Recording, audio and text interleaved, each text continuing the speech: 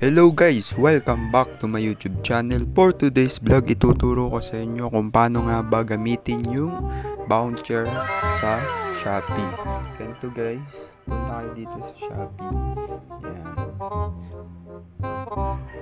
Dito guys, lagi kayo magke-claim araw-araw dito ng coins. Yan. Pandagdag din to sa pambawas din to sa mga order nyo. Yan. Yung babayaran nyo. Tulad nito, 0.20 points. Yan. Then dito sa spin, kita nyo naman meron ako 6.53 coins. Yan, plus 0.5 din. Yan. Back na natin pag na-claim nyo na. Then yan, lalabas na 6.58 na. Then click nyo lang dito sa me. Yan. Halimbawa, ito yung aking orderin. Itong sombrero. Yan. Then, check out na natin. Yan.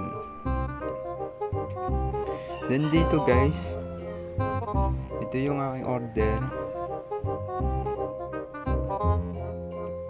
Papalitan lang natin to ng COD. Yan. Halimbawa, ito yung guys yung babayaran natin, 209. Gagamitan natin ng voucher. Yan. Then, ito guys yung aking voucher. Yan. May 80% off ako, discount. Then, may 60% discount din ako. Yan. Dito tayo sa 80. Yan. Dito guys, may minimum. 49 pesos ang minimum spend. Guys, kaya dapat pag bumili kayo, umorder, ay nagkakahalaga siya ng 49 pesos pataas. Pasensya na guys kayo sa maingay.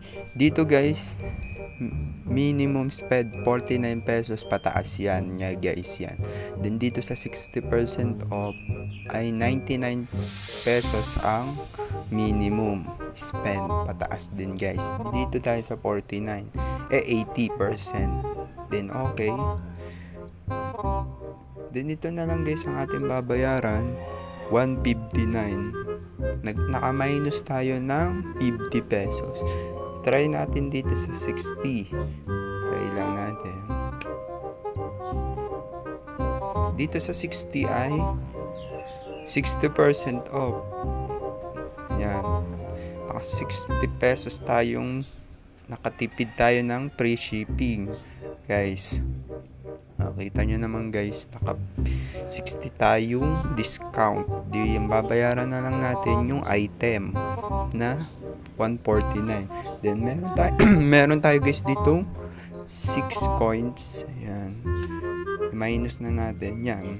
Ito na lang guys ang ating babayaran, 143. Kung ika-cash on delivery ninyo, yan lang babayaran nyo, 143. Naka-minus na kayo ng 60 tsaka 6 na coins. Kung i-Gcash nyo naman guys, meron yung bayad na siguro yung mga 2, 3. Yan. May charge yan na 2 o 3. Ganun lang guys kadali. Sana may natutunan kayo. Huwag nyo kalimutang mag-subscribe, like, and share.